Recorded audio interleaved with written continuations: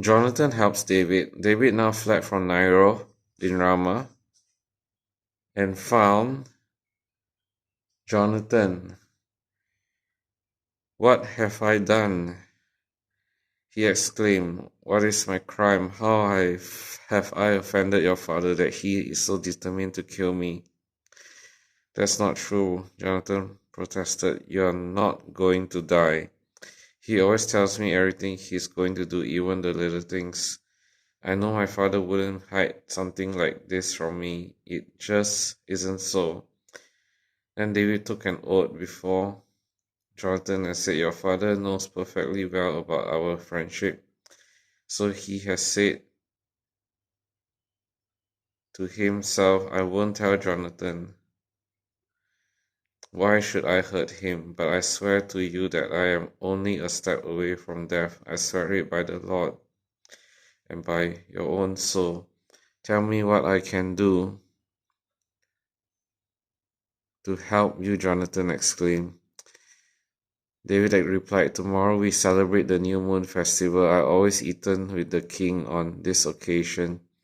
But tomorrow I'll hide in the field and stay there until the evening of the third day. If your father asks where I am, tell him I asked permission to go home to Bethlehem for an annual family sacrifice. If he says fine, you will know all is well. But if he is angry and loses his temper, you will know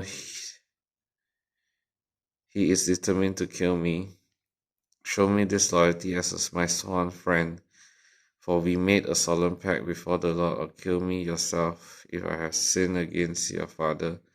But please don't betray me to him." "Never," Jonathan exclaimed. You know that if I had the slightest notion my father was planning to kill you, I would tell you at once." Then David asked, "How would I know whether or not your father is angry? Come out to the field with me." Jonathan replied, and they went out there together. Then Jonathan told David, "I promise by the Lord, the God of Israel, that by this time tomorrow or the next day, at the latest, I will talk to my father and let you know at once how he feels about you. If he speaks favorably about you, I will let you know. But if he is angry and wants you killed, may the Lord strike me and even kill me if I don't warn you, so you may escape and live. May the Lord be with you as he used to be with my father, and may you treat me with the faithful love of the Lord as long as I live. But if I die, treat my family with this faithful love, even when the Lord destroys all your enemies from the face of the earth." So Jonathan made a solemn pact with David, saying, "May the Lord destroy all your enemies." And Jonathan made David reaffirm his vow of friendship again, for Jonathan loved David as he loved himself.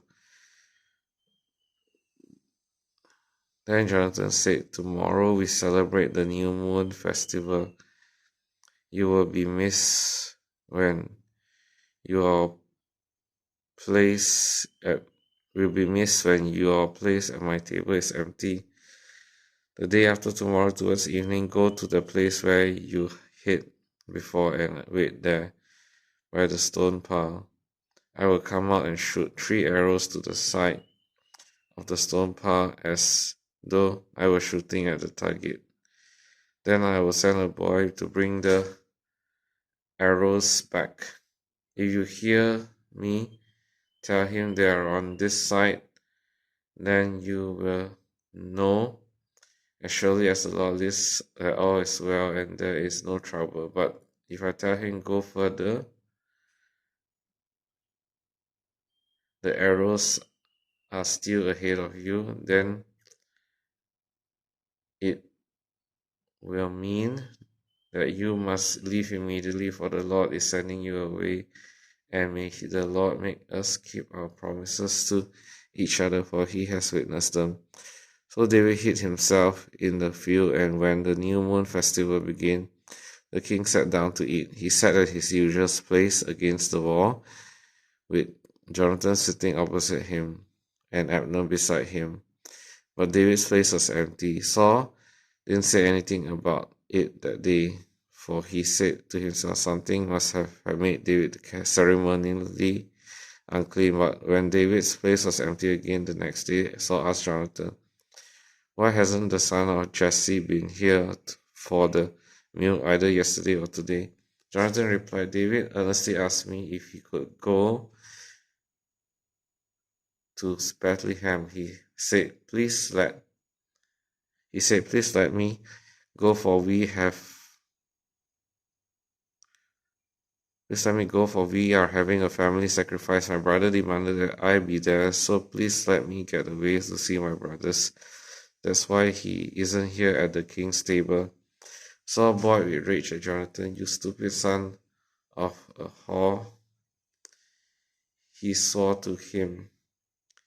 Do you think I don't know that you want him to be king in your place, shaming yourself and your mother? As long as that son of Jesse is alive, you will never be king. Now go and get him, so I can kill him.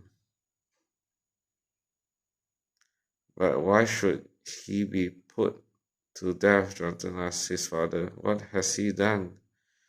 Then Saul hurled his spear at Jonathan, intending to kill him. So at last Jonathan realized that his father was really determined to kill David. Jonathan left the table in fierce anger and refused to eat on that second day of the festival, for he was crushed by his father's shameful behavior towards David. The next morning, as agreed, Jonathan went out into the field and took a young boy with him to gather his arrows. Start running, he told the boy, so you can find the arrows as I shoot them. So the boy ran, and Jonathan shot an arrow beyond him. When the boy had almost reached the arrow, Jonathan shouted, the arrows is still ahead of you. Hurry, hurry, don't wait. The boy quickly gathered up the arrows and ran back to his master. He, of course, suspected nothing. Only Jonathan and David understood the signal.